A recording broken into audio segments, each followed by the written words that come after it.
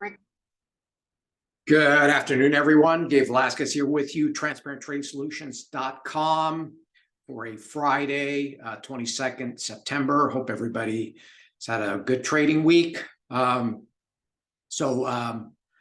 Today was obviously just a chop day, kind of consolidation of the, I guess, the hangover, you would call it, from the Fed.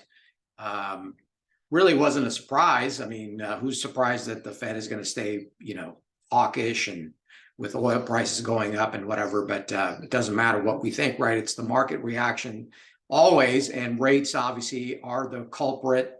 Rates are always, are what's driving that. We've been talking about that. Let's get right into the charts, everybody. Hope everybody has had a good trading week. Again, if you want to subscribe to the newsletter, spend some time with me free, and we just had a class on options. I'm planning another class coming up here in the next couple of weeks. So, and sign up for the newsletter, give me a thumbs up and all that YouTube stuff. Okay. All right. Let's get right into the charts, everyone. So we will start with the S&P. And obviously, we know that we were kind of consolidating post-Fed. And then from there, we just, obviously fell apart here, kind of. We're just sitting right at support, 43.62, more or less on the S&P. And next level, really, it's going to be interesting. And again, it's all going to be predicated on where interest rates go. So you can see we're kind of just hanging by a thread here at this support area. So, if we have rates moving higher next week, we're probably going to go all the way down and fill this gap at 42.89. But for the moment, we got a pause, big drop, obviously after the Fed. And today we just couldn't get any traction to the downside. I don't know if you would deem that somewhat bullish for the moment, but for now, that's where we're at. Today was, again, very choppy day. So basically, if you didn't do a breakout trade, or maybe you were short from up here from these higher levels, you really, unless you had some momentum type of trading, today was just, if you got in today, you got all chopped up and maybe you got a little bit of traction at the end. But all in all, you can see. Similarly, the NASDAQ kind of holding up as well, right along the support area. Not as weak, I would say, as the S&P. You can see it's actually hasn't even taken out that low yet. So again, we've got some levels that formed on the way down. We've got another pause. So all in all, I would say that we are still massively in a range. That will not change until we, in the NASDAQ or in the S&P for that matter, until we actually start breaking. Maybe even, this would be like the first low right here, 47,744.50. But I would still, wouldn't shock me. I mean, especially with the VIX now jumping above almost to 18, probably going to go to 20. Again, we've had these sell-offs before that have failed. Obviously, is this the beginning of something bigger? We've had that, everybody's tried that before. This big sell-off, that failed. Again, that sell-off, that failed. So perhaps this is the one. I doubt it, because in order for the market to really fall off here, you would have to have interest rate continue to surge. And I actually think that interest rates are probably peaking rather than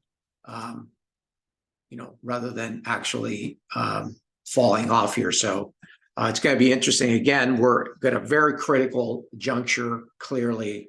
So we'll have to see how things transpire next week. The only thing we have next week is the core PCE, really, at the end of the day on Friday, and then we'll see how that goes. But similarly, you can see very rangy. Even the Dow still hasn't. Dow has not broken any significant levels. So as I mentioned, I think, all in all, I think we're still kind of range trading. Russell, it has been the weaker market. We do have some levels below here to look at, a couple of levels below. we'll see how that goes. And then, again, bonds did rally, which is interesting. I think that's why the market really didn't go down any further. You can see the 10-year rally today. Yields came off a little bit here. They came down. So all in all, if we can get a rally in the bond market of any magnitude here, that actually may be positive for stocks, clearly. So, I think this is really what happened today is if rates had, bonds had continued to sell off, rates continue to go up on the 10-year. In fact, rates came down. I think that's probably why the market really didn't fall any further. Also on the dollar, kind of hanging around here, looking possibly to break up finally. So we've got that right up against here. I think this is all correlated. In fact, I wrote about it last weekend. We may be in the cusp here of all of these markets maybe pivoting. In other words, rates peaking, bonds bottoming, and the dollar peaking as well. Again, obviously too early to say, but that kind of seems like what's happening at the moment. All the currencies, Bank of Japan really didn't do anything. So we did get, currencies are just, other than the British pound, which has been just kind of drifting lower into some of these levels here. I'm actually looking to possibly buy the British pound and the Swissy. These are coming into some decent levels here. Australia and New Zealand just chop, very range bound. Mexican peso also now kind of just sitting here in no man's land as well. And similarly, Canadian dollar. So currencies, again, the dollar can't get any kind of traction in either direction.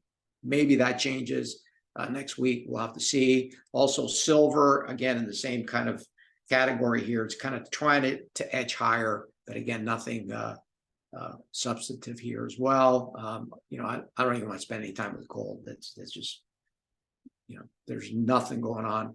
Oil also now getting into consolidation. So you can see after that big surge up to these levels here that we spoke about, just kind of consolidating here, also getting into a very choppy consolidation. This obviously is going to be interesting if we just chop around here and then maybe take another leg up. It's still holding. It's building a resistance at 91. So I still think you probably have to give the bulls the benefit of the doubt. However, the fact that we just couldn't get any traction here, I think if we spend a lot of time going sideways here, we may get the next leg up. But all in all, you can see very, very choppy as well. Nat gas, what are you going to say about that? Just again, we got rollover coming up. There's going to be a big gap in the rollover up around 3. But again, nothing changing here. 2.5 to 3 is really the range in nat gas until we get some weather changes or whatever going on. That's nothing, nothing really going on in the grain markets to speak of as well. So all in all, again, short video here because there's really not a lot. I think tomorrow, the sell-off, again, all the bears are coming out of the woodwork. I would again, I did a class actually about a month and a half ago about the VIX. And you can see if you're not looking at the VIX as it's actually been very reliable. So, I talked about the VIX possibly going to 12. It did actually break 13, and that was the peak, this lattice peak, right? Now we're coming back up again, full circle, back up to possibly 20 and a half. And I would venture to say that, this is setting up for another kind of bottoming action in the market coming out of September, all the negative, the negative seasonals and stuff. So if we come up to 18 or 19, somewhere along 18 to 20, I think that will actually present a really good buying opportunity. So watch the VIX. It's again, only at extremes. I don't even bother with this at the middle part of this thing. So we may get a little bit of a panic sell-off, and then that would take us up to 18, 20. And I think that that obviously would have to align with some good levels on the S&P. But you can see we did get another spike, and that's really which with rates and all that, we'll see how the next week goes.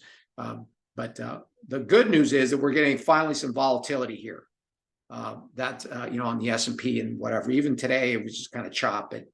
As long as the VIX stays up here elevated, it's going to give us a bunch of opportunities. Okay. So that kind of does it for me, everybody. Have a great week. Next week, I'll see you on Tuesday. Other than that, take care.